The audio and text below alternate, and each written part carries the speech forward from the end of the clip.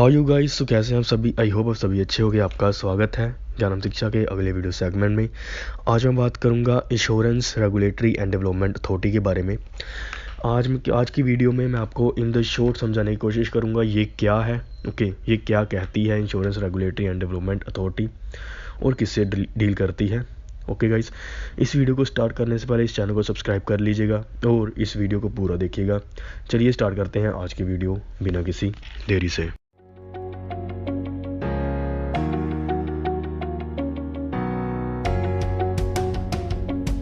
सबसे पहले गाइस, आपको पता होना चाहिए इंश्योरेंस का मतलब क्या होता है।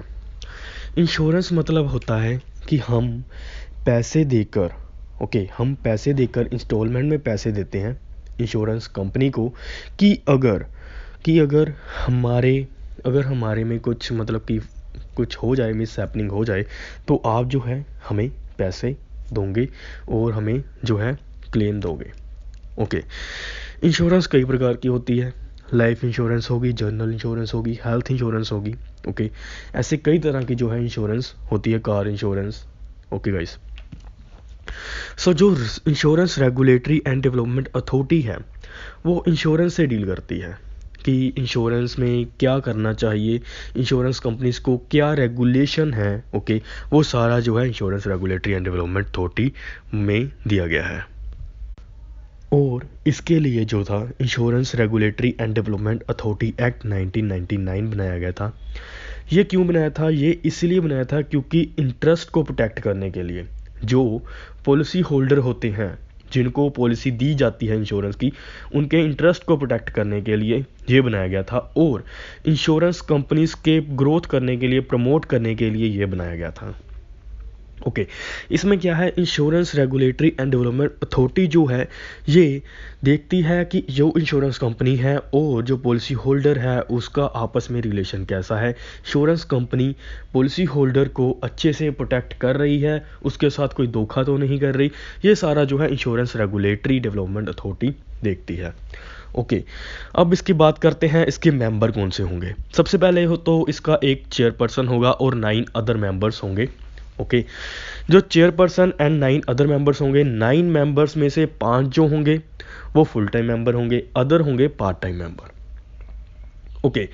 और इन मेंबर्स की क्वालिफिकेशंस क्या होंगी? इन मेंबर को क्वालिफिकेशन होगी, इनको स्पेशल नॉलेज होनी चाहिए in the field of finance, industries, law, any other. इनको स्पेशल नॉलेज है किसी में। और इनको अपॉइंट कौन करता है? इनको अपॉइंट करता है सेंट्रल गवर्नमेंट। इनकी टेन्योर कितना है? इनका टेन्योर होता है 5 साल। 5 साल ऑफिस होता है इनका, दोनों का, चेयरपर्सन और जो मेंबर्स हैं, 5 साल का ऑफिस होगा इनमें। और 65 ईयर जो होगी एज लिमिट होगी मेंबर्स के लिए, 62 होगी चेयरपर्सन के लिए। गाइस, अब बात करते हैं इनमें फंक्शंस के बारे में। Insurance regulatory and development authority के फंक्शंस क्या होंगे। मैंने आपको बताया था कि insurance regulatory and development authority जो है वो क्या करती है, वो प्रोटेक्ट करती है इंटरेस्ट को। किसके इंटरेस्ट को? पॉलिसी होल्डर के। फर्स्ट पॉइंट ये आ गया इसका फंक्शन, इसका फीचर, फंक्शन से। सेकेंडली, ये जो है ये सर्टिफिकेट इशू करती है। अथॉरिटी जो है सर्टिफिकेट इशू करती है किसको? जिसने जो एप्लीकेशन लगाई होती है इंश्योरर की, उसको सर्टिफिकेट इशू करती है। थर्डली, ये कंट्रोल करती है टर्म एंड कंडीशंस को। जितनी भी insurance related term and conditions बनानी होंगी वो सारा जो है insurance company, insurance regulatory and development authority जो है वो डील करती है। ये मेंटेन करती है, फंड्स को मेंटेन करती है। ये सुपरवाइज करती है इंश्योरेंस कंपनी को, सुपरविज़न देती है आगे उन पे, क्या वो सही से काम कर रहे हैं, क्या नहीं कर रहे। सेटलमेंट ऑफ डिस्प्यूट करती है। And exercise such of power main prescribe. Simple शब्दों में कि जो उनकी पावर दी गई है वो उसको जो है एक्सरसाइज करती है insurance regulatory and development authority. इनका एक और मेन फंक्शन है कि ग्रोथ करना, इंश्योरेंस सेक्टर की, इंश्योरेंस कंपनी की ग्रोथ करना, उनको प्रमोट करना। अब बात करते हैं कि जो अमेंडमेंट हुई है recently insurance regulatory and development authority act जो 1999 बना था, इसमें कुछ अमेंडमेंट्स हुई थी। वो कौन थी? सबसे पहले है रजिस्ट्रेशन की बात करते हैं। इसमें रजिस्ट्रेशन कैसे होती है? Section 3 provides that a person और इंश्योरर एज अ के may be carrying on any class of insurance business in India. जो कोई भी पर्सन इसमें इंश्योरेंस बिजनेस जो है वो कैरी कर सकता है इंडिया में। ओके, उसके लिए उसको क्या क्या चाहिए? उसके लिए उसको जो है नेम, उसके लिए डॉक्यूमेंट्स जो होंगे उसको फुलफिल करने पड़ेंगे जो कि इस एक्ट के अंदर बताए गए हैं। ओके, फीस फुलफिल करनी पड़ेगी, फीस देनी पड़ेगी, उसको अपना नेम, एड्रेस जो है, उसके जो ऑक्यूपेशन है वो सारा कुछ फिल करना पड़ेगा। ओके, और इसमें एक और है, a certificate copy of memorandum of association and the article association where the applicant is a company and other case a certificate of deed of partnership of the deed of.